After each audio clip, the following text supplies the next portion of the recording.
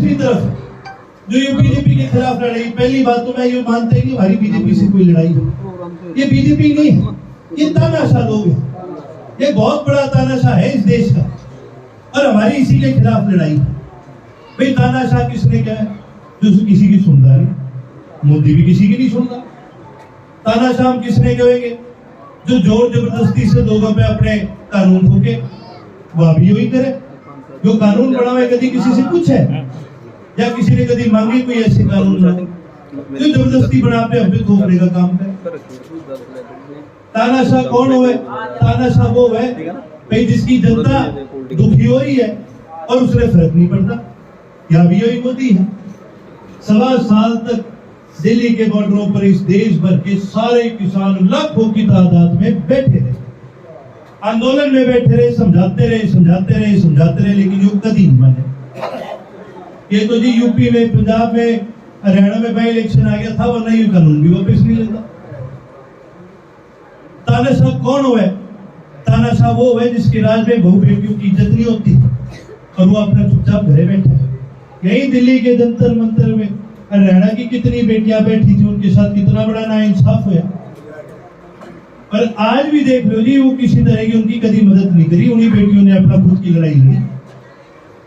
ये तानाशाह और हमारी इसी के खिलाफ लड़ाई। जननायक चौधरी दिविलाल एक बात क्या करते थे हमेशा, वो हमेशा ये कहते थे कि भाई मेरे से नाराज हो तो कोई बात नहीं, पर ये कच्चा आड़ते बच के रही, जो बड़े माड़े लोग। अरे सच्चाई है, सच्चाई है जी इस बात में, क्योंकि उनके घर में ना तो बहू है ना इनके घर में गऊ है। यो समाज में रहनी है लोग ही नहीं है। भाई समाज में रहनी वो है जिसके घर तरह जाओ कोई चूल्हा जगाना भी पावागा, तो परिवार भी होगा, लोगों में उठे बैठे पंचायती लोग हुए। इनके घर में कौन चूल्हा जलानिया है? इनके घर में कोई बालक ही नहीं है जिनकी नौकरी लागनी, इनके घर में कोई ब्याह शादी नहीं होगी कभी। इन लोगों का समाज से लेना देना नहीं है, समाज का क्या ही कल्याण कर देंगे। इसलिए मैं तो जी ज्यादा लंबी चौड़ी बात नहीं कर रहा, मैं तो एक ही बात कहूं कि जी हमारी लड़ाई इन लोगों के खिलाफ है, उसमें हमें आपकी मदद चाहिए और पूरी मदद चाहिए। और ऐसा भी नहीं है कि भाई ये कोई सामने कोई तगड़े कैंडिडेट है, सामने कैंडिडेट भी ऐसे जिन्हें कोई जानकारी नहीं। भाई जो नवीन जिंदल है, पहली बात तो यूपी बीजेपी का ही नहीं है, ये तो कांग्रेस ही होया करता था और ये तो जन्मजात से कांग्रेस ही होया करते थे, इसके दादा लाई भी कांग्रेस ही होया करते थे सारे। पर क्या होया, मोदी आया और मोदी इसने कोयला चोर कहने लग गया। फिर मोदी प्रधानमंत्री बन गया तो नवीन जिंदल के लिए लगा भाई ये तो पहले ही धने चोर क्या है, कोयला चोर क्या है, उसने राजनीति छोड़ दी। और फिर 10 साल में वो बीजेपी वाले ने एक भी कैंडिडेट नहीं पाया। और वही दूसरी तरफ फिर मोदी जी बोले यार कोई कैंडिडेट तो मिलता नहीं, क्या करा? तो किसी ने उसको बोल दिया न्यू करो जी, एक बड़ा करोड़पति आदमी पर है कोयला चोर, देख लो जी उसने लड़ाओगे नहीं लड़ोगे? मोदी क्या कोई बात नहीं, मोदी ने भेजा ईडी को, ईडी वाले ने चक्के नवीन जिंदल को और ले गए वाराणसी। वाराणसी क्यों ले गए जाने आपने? मोदी वहां से लड़े चुनाव और वही गंगा की घाट पर बैठे, वही लाए वो काले चोर ने और वही गंगा में मराई डुबकी 5-6 और बोला तो दे भाई तेरे बाप ही ब्लड भी दे। यही करेंगे और क्या करें?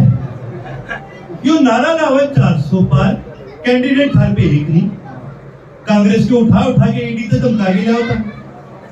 और वही दूसरी तरफ जब कांग्रेस पार्टी की बात करो तो कांग्रेस तो लड़ेगी नहीं चुनाव, ये तो पहले ही हथियार करी। आज सबसे बड़ी बीजेपी को ताकत ही अगर किसी ने दिया, कांग्रेस ने दी।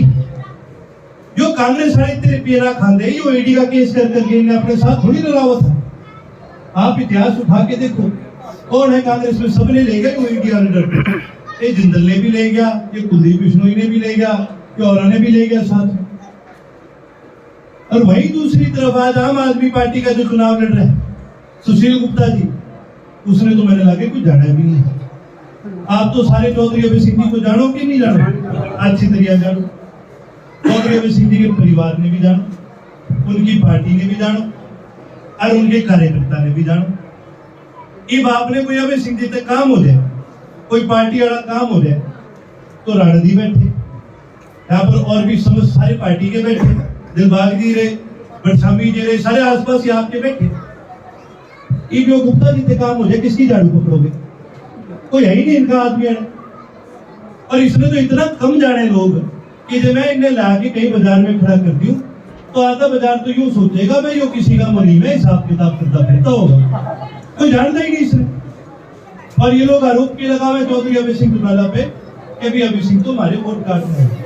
अरे पागल आदमी, अभय सिंह का दादा हरियाणा प्रदेश के लिए लड़ा, अभय सिंह का पिता हरियाणा के लिए लड़ा, अभय सिंह खुद हरियाणा के लिए लड़ रहा। अभय सिंह इस प्रदेश का क्या देश का इकलौता विधायक है जिसने किसानों के लिए इस्तीफा दिया। अभय सिंह ने कोरोना में लड़ाई लड़ी, अभय सिंह ने अपनी बेटियों के लिए लड़ाई लड़ी, हरियाणा की बेटियों के लिए लड़ाई लड़ी। अभय सिंह ने हरियाणा के अंदर 4200 किलोमीटर पैदल चल चल के हरियाणा की जनता से मिलने का काम किया। अभय सिंह वोट काटने नहीं आया, अभय सिंह तो यो बीजेपी वाले ने काटने आया। इसलिए मेरी तो आप सभी से अपील है कि आने वाली 25 मई को आप सभी अपने एक कीमती वोट का प्रयोग करें, चश्मे का बटन दबाएं, इनेलो पार्टी के हक में अपना वोट गिरे और चौधरी अभय सिंह चौटाला जी को यहाँ से भारी मतों से विजयी बनाने का। आप सभी आए, आप सभी ने हम सबकी बात सुनी, हम सबको इतना मान और सम्मान दिया। हमारे युवा साथी जिन्होंने मोटरसाइकिल पर इतना बढ़िया हमारा स्वागत करा, उसके लिए जी आप सभी को बहुत बहुत धन्यवाद है जी।